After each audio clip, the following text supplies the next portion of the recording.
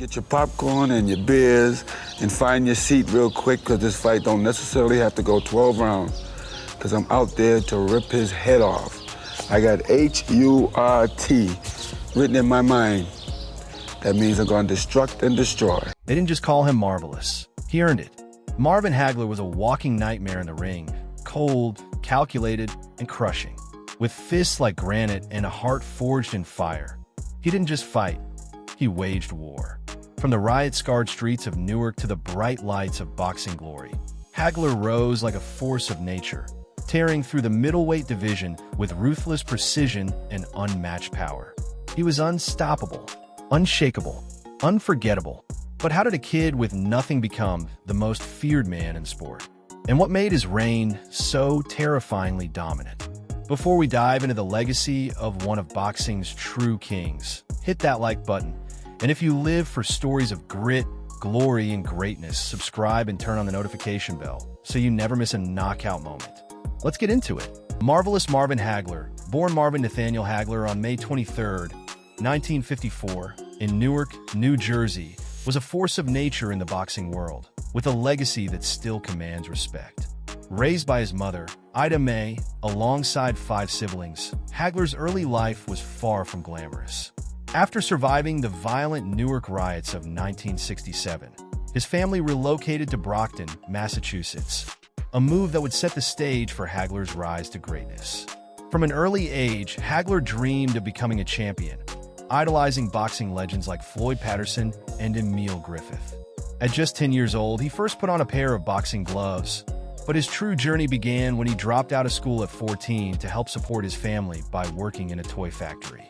Despite the hardships, Hagler's unwavering determination to succeed in the ring never faltered, promising his mother he would one day buy her a home. And he delivered.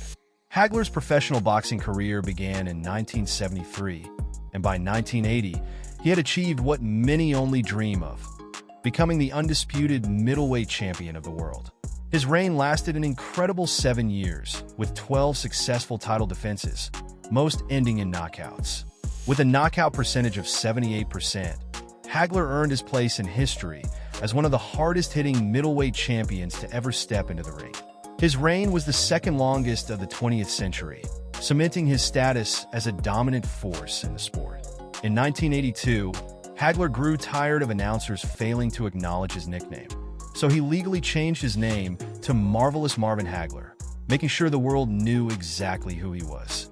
Known for his relentless style, Hagler was not only one of the most feared punchers, but also possessed an iron chin, having only been knocked down once in his entire career, an incident still debated to this day. Throughout his career, Hagler collected numerous accolades, including being named Fighter of the Year twice by the Ring magazine and the Boxing Writers Association of America. He was also honored as Fighter of the Decade 1980s by Boxing Illustrated. In 2001 and 2004, the Ring ranked him as the 4th greatest middleweight of all time, while the International Boxing Research Organization placed him 6th. Hagler's legacy was further solidified when he was inducted into both the International Boxing Hall of Fame and the World Boxing Hall of Fame. His name will forever be synonymous with greatness. With a career that included legendary battles and a reputation for ferocity, power, and resilience, he remains one of the most celebrated middleweights in the history of the sport. His legacy continues to inspire fighters and fans alike, ensuring that his impact on the boxing world will never fade. About personal life. Beyond the glories of the boxing ring, Marvelous Marvin Hagler's personal life was filled with love, family, and new passions. He had 5 children with his first wife. Their relationship began in their teenage years, and though their marriage lasted 10 years, they parted ways in 1980. In May 2000, Hagler found love again with his second wife, Kate Guerrera, an Italian, whom he married in Pialtello, Italy. The couple settled in Milan, where they lived until Hagler's passing in 2021, with Kay by his side as he pursued new ventures post-retirement. Hagler's children, including Marvin Jr., James, Gentry, Celeste, and Sherelle, remain an important part of his life, even as his career took him around the world. After his boxing career, Hagler embraced a new chapter as an actor, moving to Italy and starring in several Italian action films. showcasing his charisma and versatility. His life after boxing was a testament to his ability to reinvent himself, following his passions beyond the sport that made him famous. Hagler's legacy extended far beyond the boxing ring, as he was deeply committed to giving back through various charitable efforts.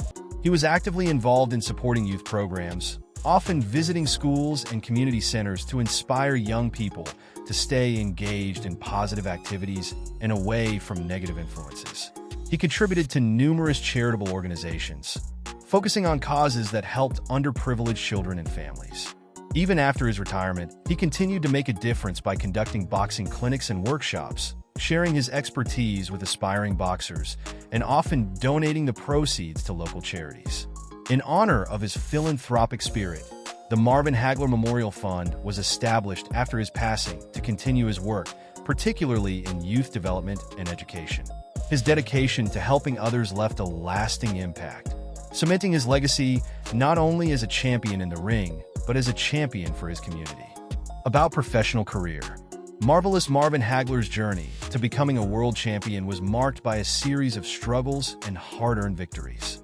As a top-ranked middleweight for several years, Hagler found it difficult to get high-profile opponents willing to fight him. Early on, boxing legend Joe Frazier famously told him, "You have 3 strikes against you. You're black, you're a southpaw, and you're good." This trio of challenges forced Hagler to travel to his opponents' hometowns to secure fights, often facing local favorites. His first major opportunity came with a short-notice bout against Willie the Worm Monroe, trained by Frazier. Although Hagler lost a close decision, Monroe was impressed and granted him a rematch. In the rematch, Hagler knocked Monroe out in the 12th round and then decisively won a third encounter, stopping Monroe in just 2 rounds. With these victories, Boston promoter Rip Valenti took an interest in Hagler, helping to secure bouts against tougher opponents. He fought the 1972 Olympic gold medalist Sugar Ray Seales, defeating him in their first fight. Their second encounter ended in a draw, but Hagler left no doubt in their third fight, knocking Seales out.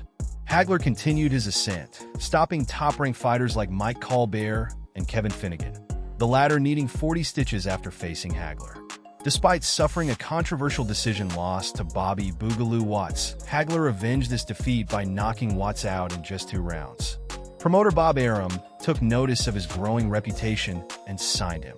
In 1979, Hagler earned his first shot at the world middleweight title, fighting reigning champion Vito Antuofermo at Caesars Palace in Las Vegas. In a 15-round battle against Antuofermo, most ringside observers believed Hagler had done enough to win the title, but the judges ruled the fight a draw. Despite the strong belief by many that Hagler was the rightful winner, Antuofermo retained the title, leaving Hagler deeply frustrated. This result marked a pivotal moment in Hagler's career, but it only fueled his determination to claim the championship. After Antuofermo lost the title to British boxer Alan Minter, he got his second chance at the crown in 1980. Traveling to Wembley Arena in London, Hagler faced a hostile crowd, further incensed by Minter's racially charged remark, "No black man is going to take my title." Minter later clarified that he was specifically referring to that black man, but the damage was done. In the fight, Hagler dominated from the opening bell, opening multiple cuts on Minter's face. The fight was stopped in the 3rd round due to the severity of Minter's injuries. A riot broke out among the British crowd, forcing Hagler and his team to be escorted from the arena under a barrage of bottles and debris. After 7 years and 50 fights, Hagler was finally crowned the world middleweight champion. Once he became champion, he proved to be a dominant force, defending his title frequently. In 1981, he knocked out future world champion Fulgencio Abelmejillas of Venezuela in 8 rounds and stopped Antuofermo in a rematch, this time via TKO in just 4 rounds. Hagler's popularity soared, especially in Boston, where he defended his title. He faced a series of tough challengers, including the Syrian-born Mustafa Hamsho, who resisted for 11 rounds before being stopped. Next, Hagler demolished Michigan's William Caveman Lee in 1 round. In a rematch against Abelmejillas, this time in Italy, he knocked him out in 5 rounds. British champion Tony Sibson also fell to Hagler's power, lasting 6 rounds in a spirited contest. Another challenger, Wilfred Cyprian, was dispatched in 4 rounds, solidifying Hagler's reputation as a formidable champion. On November 10, 1983, Hagler faced the legendary Roberto Duran, the reigning WBA light middleweight champion, who moved up in weight to challenge for Hagler's title. In a hard-fought 15-round contest, Duran became the first challenger to last the distance with Hagler in a championship fight. After 13 rounds, Duran was ahead on 2 scorecards, but Hagler's late surge secured him the unanimous decision victory. Despite swelling and a cut on his left eye, Hagler powered through the final rounds to retain his middleweight title. Next up was Argentina's Juan Roldan, who became the only fighter officially credited with knocking Hagler down, though Hagler protested that he had been pushed to the canvas. Hagler dominated the fight, cutting Roldan's left eye and ultimately stopping him in the 10th round. Hamsho was given a rematch, but Hagler dispatched him even more quickly this time, stopping him in just 3 rounds. Hamsho's multiple headbutts only incited Hagler's fury, leading to a brutal stoppage. On April 15, 1985, he faced Thomas the Hitman Hearns in one of the most iconic bouts in boxing history, famously dubbed the War. From the opening bell, the two fighters engaged in a ferocious exchange. In the first round, Hearns landed a devastating right hand, but Hagler absorbed it and relentlessly pressed forward. The pace remained furious in the second round, despite Hagler suffering a cut on his head. Hearns, dealing with a broken right hand, began to lose mobility by the end of the round. In the third round, with blood streaming from Hagler's head, the fight was paused for the ringside doctor to examine the cut. The fight was allowed to continue, and Hagler quickly capitalized, landing a powerful overhand right that sent Hearns to the canvas. Though Hearns beat the count, the referee stopped the fight as Hearns collapsed into his arms. The bout lasted just 8 minutes and 1 second, but it was heralded as a classic. Hagler retained his title, and the fight was later named Fight of the Year by the Ring magazine. His next defense came against John Mugabe, an undefeated Olympic silver medalist with a perfect record of 26 wins, all by knockout. The fight took place on March 10, 1986, and it turned into a brutal contest. Hagler ultimately stopped Mugabe in the 11th round, but signs of wear and tear began to show. Observers noted that Hagler appeared slower and easier to hit, leading many to speculate that he was nearing the end of his career. Hagler's final and most controversial fight came on April 6, 1987, against Sugar Ray Leonard, who was returning to the ring after a 3-year retirement. Leonard, in securing the fight, negotiated crucial conditions: a 12-round fight instead of the traditional 15, a larger 22 by 22-foot ring, and 10-ounce gloves. Hagler, a natural southpaw, surprised many by starting the fight in an orthodox stance. Leonard, known for his speed, won the early rounds by boxing smartly and staying out of Hagler's range. As the fight wore on, Hagler switched to his southpaw stance and began to close the gap, particularly in rounds 5 through 8. The 9th round was especially thrilling, with both fighters exchanging blows in one of the most action-packed moments of the fight. In the end, Leonard's flurries and ring generalship won over the judges. Leonard was awarded a split decision victory, a result that remains hotly debated to this day. Many felt that Hagler's aggression and body shots should have earned him the win, but Leonard's strategy of landing flashy punches and moving away appeared to sway the judges. After the controversial loss, Hagler requested a rematch, but Leonard retired again, dashing hopes for another fight. 14 months later, Hagler retired from boxing, stating that he was tired of waiting for Leonard. Though Leonard later offered Hagler a $15 million rematch in 1990, Hagler declined, having settled into his new life as an actor in Italy. His final record stands at 62 wins, 52 by knockout, 3 losses and 2 draws. He retired as one of the greatest middleweight champions in boxing history, leaving behind a legacy of fierce competition, unforgettable fights, and a reputation as one of the toughest and most skilled fighters to ever grace the ring. After his controversial loss to Sugar Ray Leonard in 1987, he made a decisive break from the world of boxing. Disillusioned by the sport and unwilling to wait for a rematch that never materialized, Hagler relocated to Italy and embarked on a new career, one that would see him become a star of action films, far removed from the boxing ring that had made him famous. In Italy, he quickly established himself as a bona fide action hero. He took on roles that highlighted his physicality and screen presence, including his portrayal of a tough U.S. Marine in the films Indio, 1989, and Indio 2, 1991. Audiences in Italy adored him, and his rugged performances made him a star. His talents weren't confined to the Indio series. In 1997, he co-starred with Terence Hill and Giselle Blondin in the action comedy Virtual Weapon, adding another layer of versatility to his acting resume. Hagler's influence wasn't limited to acting. He also lent his expertise to British television, working as a boxing commentator, providing fans with his sharp insights and intimate understanding of the sport. Additionally, he ventured into the world of video games, contributing his likeness and fighting spirit to Fight Night. Round 3, keeping his name alive in the boxing world in a different way. Despite having left boxing behind, he never truly severed ties with his legacy.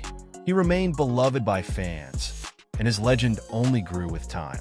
His transition from champion fighter to film star showcased his versatility and resilience, proving that he could conquer arenas outside of the squared circle. On March 13, 2021, the world bid farewell to Marvelous Marvin Hagler, one of boxing's greatest champions. His wife, Kay, announced that he had passed away at their home in New Hampshire at the age of 66. The cause of death was later reported as natural causes, following Hagler's hospitalization for chest pains and difficulty breathing earlier that day. His passing sent shockwaves through the boxing community, with tributes pouring in from fellow fighters, fans, and sports legends alike. His life was a testament to perseverance, grit, and an indomitable fighting spirit. In both boxing and life, he faced challenges head-on, overcoming obstacles with grace and determination. Though he left the ring decades ago, his legacy as one of the most fearsome and respected middleweight champions in history endures, ensuring that the Marvelous One will never be forgotten. Thank you for watching. Don't miss our fascinating biography of Joe Louis and other legendary boxers. If you enjoyed this video, please give it a thumbs up, leave a comment with your thoughts, and subscribe to our channel for more exciting content. Stay tuned for more boxing stories.